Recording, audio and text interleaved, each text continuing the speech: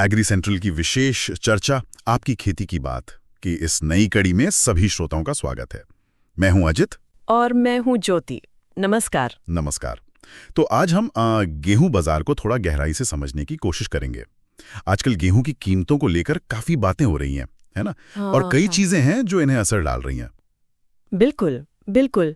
हमारी कोशिश यही रहेगी कि भाई जमीन पर क्या हो रहा है, मंडियों में क्या भाव है, वहां से लेकर सरकार क्या कर रही है, नए नियम क्या आए हैं और दुनिया भर में क्या चल रहा है, सब पर बात करें ताकि हमारे किसान साथियों को एक पूरी साफ तस्वीर मिल सके। सही बात है, फैसले लेने में आसानी हो। तो चलिए फिर शुरू करते हैं बिल्कुल जमीनी स्तर से। मध्य प्रदेश की उज्जैन मंडी काफी अहम मंडी है गेहूं के लिए। वहां का क्या हाल है? सुनने में आया है कीमतें थोड़ी नीचे आई हैं। हाँ, आपने ठीक सुना। उज्जैन मंडी के अगर आंकड़े देखें तो जैसे 25 अगस्त को भाव था करीब 2677 रुपए प्रति क्विंटल। वो 1 सितंबर तक आते आते थोड़ा सा, मतलब बहुत ज्यादा नहीं पर थोड़ा घटकर 2650 रुपए पर आ गया। तो ये हुआ करीब 27 रुपए प्रति क्विंटल कम। सुनने में तो ये मतलब बहुत बड़ी गिरावट नहीं लगती। क्या ये बस ऐसा ही है या कोई ट्रेंड बता रहा है? देखिए, 27 शायद अपने आप में बहुत बड़ा न लगे, पर ये इशारा तो करता है कि बाजार में कोई बहुत तेजी वाला माहौल नहीं है। एक स्थिरता सी है, या कह सकते हैं कि हल्की सी नरमी है। और इसके पीछे कई कारण हैं और इसमें सरकारी दखल का भी एक बड़ा हाथ है। अच्छा, सरकारी दखल की बात आई तो ये भारत आटा योजना, ये काफी सुनने में आ रही है। इसमें कुछ नया हुआ है क्या? जी हाँ, बिल्कुल। ये उपभोक्ताओं के लिए तो है ही, बाजार के लिए भी एक जरूरी कदम है। केंद्र सरकार ने अभी फैसला किया है कि भारत आटा योजना के तहत बेचने के लिए 5 लाख टन गेहूं और दिया जाएगा। अतिरिक्त 5 लाख टन और ये तो काफी ज्यादा है। इसका मकसद क्या है? क्या इससे खुले बाजार की कीमतों पर कुछ असर पड़ेगा, गेहूं या आटे की? असर तो पड़ेगा, बिल्कुल पड़ेगा। सीधा मकसद यही है कि खुले बाजार में आटे की सप्लाई बढ़ जाए और कीमतें काबू में रहें। देखिए, जब सरकार खुद सस्ता आटा देगी तो बाकियों पर भी दबाव तो बनेगा ही ना। हाँ, वो तो है। अनुमान यही है कि ये जो भारत आटा है, इसकी कीमत लगभग 32 से 33 रुपए प्रति किलो के आसपास ही रहेगी। 32 से 33 रुपए, ये तो बाजार भाव से वाकई काफी कम है। आम लोगों को इससे जरूर कुछ राहत मिलेगी महंगाई में। ये योजना चल कब से रही है वैसे, और कितना असरदार रही है अब तक? ये पिछले साल शुरू हुई थी, नवंबर 2023 में, और तब से लेकर अब तक देखें तो मतलब करीब 9-10 महीने हो गए। इसमें लगभग 19 लाख टन गेहूं बेचा जा चुका है। 19 लाख टन? जी, तो ये आंकड़ा खुद बताता है कि लोगों ने इसे खरीदा है, इसकी मांग है। और ये मिलता कहाँ है? मतलब आम आदमी इसे खरीदे कहाँ से? ये जो सरकारी एजेंसियां हैं, जैसे केंद्रीय भंडार है, नैफेड है, हाँ। उनके जरिए बिक रहा है। उनके अपने बिक्री केंद्र है और वो मोबाइल वैन वगैरह से भी पहुंचा रहे हैं। और एक बात और है, सरकार नजर रखे हुए है। अगर आगे खुदरा बाजार में मांग और बढ़ती है तो हो सकता है ये आवंटन और बढ़ाया जाए। मतलब सरकार कीमतों को कंट्रोल में रखने के लिए काफी गंभीर दिख रही है। ये तो हुई सीधे उपभोक्ताओं को राहत देने वाली बात। लेकिन गेहूं की कीमतों का एक और पहलू है कि बाजार में गेहूं है कितना, कहीं जमाखोरी तो नहीं हो रही? इस पर सरकार कुछ कर रही है? बिल्कुल कर रही है, और शायद ये हाल के दिनों का सबसे अहम कदम है। सरकार ने गेहूं की जो स्टॉक लिमिट होती है ना, भंडारण सीमा, स्टॉक लिमिट, उसके नियमों को और कड़ा कर दिया है। और साथ ही ये नियम अब मार्च 2026 तक लागू रहेंगे। मतलब ये कोई छोटे मोटे वक्त की बात नहीं, लंबी प्लानिंग है। स्टॉक लिमिट में बदलाव मतलब अब व्यापारी या मिल वाले पहले जितना स्टॉक नहीं रख पाएंगे? क्या बदला है? बिल्कुल ठीक। हाँ, नियम अब ज्यादा सख्त हैं। जैसे जो बड़े व्यापारी और थोक विक्रेता थे जी, वो पहले 3000 टन तक गेहूं रख सकते थे। अब उनके लिए ये लिमिट घटाकर 2000 टन कर दी गई है। ओह, सीधा 1000 टन कम। ये तो बड़ा बदलाव है।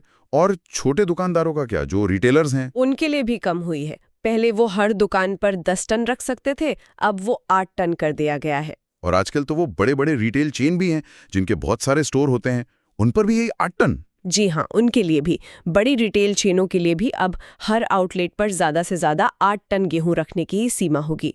पहले ये भी 10 टन थी।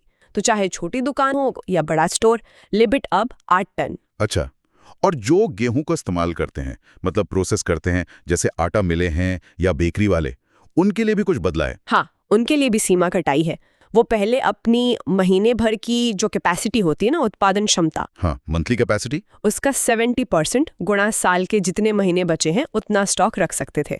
अब वो 70% घटाकर 60% कर दिया गया है। अच्छा, तो मतलब थोक वाले, दुकान वाले, प्रोसेसर सबके लिए स्टॉक रखने की गुंजाइश कम कर दी है। इसके पीछे क्या सोच है सरकार की? सोच तो सीधी है। सरकार चाहती है कि गेहूं कहीं एक जगह जमा ना हो, बाजार में सप्लाई चलती रहे। जब लिमिट कम होगी तो जिसके पास ज्यादा माल होगा उसे निकालना पड़ेगा, है ना? हाँ, बेचना पड़ेगा। बिल्कुल, तो सप्लाई बढ़ेगी और उम्मीद है कि कीमतें काबू में रहेंगी। ये जमाखोरी रोकने का एक सीधा तरीका है। ये तो हुई सोच, पर असल में जमीन पर क्या असर होगा इसका? कीमतें सच में कम होंगी? देखिए, जैसा हमने उज्जैन मंडी में देखा, थोड़ी नरमी तो है ही।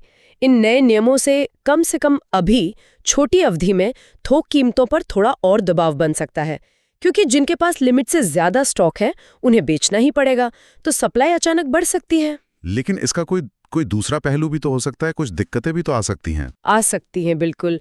एक तो ये कि जिनकी आदत ज्यादा स्टॉक रखने की थी, चाहे वो बड़े व्यापारी हों या प्रोसेसर, उन पर दबाव आएगा। उन्हें अपनी पूरी खरीद बिक्री की स्ट्रैटेजी बदलनी पड़ सकती है। हाँ, ये तो है। हो सकता उन्हें बार बार खरीदना पड़े कम मात्रा में।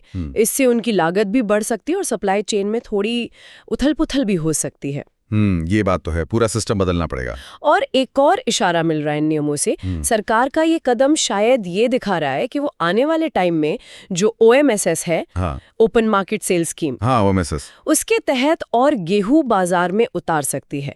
OMSS में सरकार अपने भंडार से सीधे बेचती है ना, हाँ। तो स्टॉक लिमिट कम करके सरकार शायद बाजार को उसके लिए तैयार कर रही हो। अच्छा, तो ये सारे कदम तो हुए अपने घरेलू बाजार के लिए, लेकिन गेहूं तो ऐसी चीज है जिसका व्यापार पूरी दुनिया में होता है। बाहर का क्या सीन है? क्या दुनिया के बाजार का भी हमारी कीमतों पर कोई असर पड़ रहा है? बिल्कुल पड़ता है, और दुनिया भर में कहानी थोड़ी अलग है, लेकिन असर यहाँ भी आता है। क्या है कि अभी दुनिया में गेहूं की सप्लाई काफी अच्छी दिख रही है, बल्कि कह सकते हैं कि सप्लाई का दबाव है। अच्छा, हाँ। कहाँ से आ रही है इतनी सप्लाई? कौन से देश? कई बड़े देश हैं, जैसे रूस है, वो गेहूं का बहुत बड़ा एक्सपोर्टर है। उन्होंने अपना उत्पादन का अनुमान बढ़ाया है करीब 680 लाख टन, और कह रहे हैं कि 430 लाख टन तक निर्यात कर सकते हैं। ये बहुत बड़ी मात्रा है। बाप रे, रूस से इतनी सप्लाई! और यूरोप का क्या हाल है? यूरोपियन यूनियन में भी जो नरम गेहूं होता है, सॉफ्ट व्हीट, उसका उत्पादन अनुमान करीब 1281 लाख टन है। काफी अच्छा है ये भी। और उनका निर्यात का अनुमान भी करीब 298 लाख टन है। तो वो भी काफी गेहूं दे रहे हैं दुनिया को। फ्रांस भी तो है यूरोप में बड़ा उत्पादक। हाँ, फ्रांस से भी ऐसी ही खबर है। वो शायद 2025-26 में करीब 80 लाख टन निर्यात करेंगे। पर मजे की बात यह है कि इतना बेचने के बाद भी उनके पास करीब 40 लाख टन का स्टॉक बच सकता है। 40 लाख टन स्टॉक? जी, जो पिछले 20 साल में सबसे ज्यादा बताया जा रहा है। मतलब वहां भी उत्पादन जरूरत से ज्यादा हुआ लगता है। और उधर ऑस्ट्रेलिया, दुनिया के दूसरे कोने में? ऑस्ट्रेलिया का अनुमान भी काफी तगड़ा है, 320 से 350 लाख टन के बीच। तो आप देखिए, रूस, यूरोप, फ्रांस, ऑस्ट्रेलिया, हर तरफ से गेहूं की बम्पर सप्लाई के ही संकेत मिल रहे हैं। इसका मतलब तो साफ है, दुनिया के बाजार में गेहूं की कमी तो बिल्कुल नहीं है, शायद जरूरत से ज्यादा ही है। बिल्कुल। और जब सप्लाई मांग से ज्यादा होती है तो क्या होता है? अंतर्राष्ट्रीय कीमतों पर दबाव बनता है, वो नीचे आती हैं। अब भले ही भारत ज्यादा आयात न कर रहा हो, पर दुनिया की कीमतों का असर यहाँ के सेंटिमेंट पर तो पड़ता ही है। हाँ, वो तो है। अगर दुनिया में कीमतें कमजोर रहेंगी तो यहाँ भी बहुत तेजी आएगी, इसकी उम्मीद कम हो जाती है। तो इन सब बातों को अगर हम एक साथ देखें, घर में सरकार की नीतियां, स्टॉक लिमिट, भारत आटा, और बाहर दुनिया भर में इतनी सप्लाई, तो आगे क्या लगता है? गेहूं की कीमतों का क्या अनुमान है? किसानों को क्या सोचना चाहिए? देखिए, अगर हम घरेलू बाजार की बात करें पहले, तो तस्वीर काफी हद तक साफ लग रही है। नई फसल की आवक है, सरकार ने स्टॉक लिमिट लगा दी है। मतलब बाजार में गेहूं की सप्लाई आरामदायक रहेगी। कोई कमी या किल्लत जैसी बात तो फिलहाल नहीं दिखती। तो कीमतें और गिरेंगी या यहीं टिकी रहेंगी?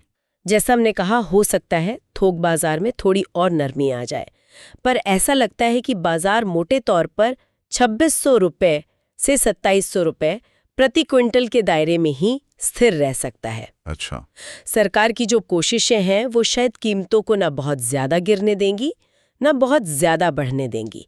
तो किसानों के लिए शायद यही संकेत है कि भाई बहुत बड़े उछाल का इंतजार करना शायद अभी ठीक ना हो। और दुनिया के बाजार से कोई मदद, कोई तेजी का संकेत? दुनिया के बाजार में भी जैसा हमने देखा सप्लाई बहुत ज्यादा है, तो वहां भी अगले कुछ समय तक कीमतें या तो स्थिर रहेंगी या हल्के दबाव में ही। मांग से सप्लाई का पल्ला भारी है, तो वहां से भी यहाँ की कीमतों को कोई बड़ा पुश मिलता हुआ नहीं दिख रहा है। बात शुरू की, फिर सरकार के भारत आटा और स्टॉक लिमिट जैसे कदमों को समझा और दुनिया भर में सप्लाई की क्या स्थिति है ये भी देखा। जी, और हमें पूरी उम्मीद है कि ये सारी जानकारी हमारे किसान साथियों के काम आएगी। गेहूं की अभी की हालत समझने में और अपनी फसल बेचने या रखने का फैसला करने में इससे ज़रूर मदद मिलेगी। आज की ये बातचीत सुनने के लिए आप सभी का बहुत बहुत शुक्रिया। हाँ, और अगर आपको ये चर्चा और जानकारी अच्छी लगी हो तो प्लीज़ इसे लाइक ज़रूर करें और अपने दोस्तों के साथ, खासकर दूसरे किसान भाइयों के साथ इसे शेयर भी करें।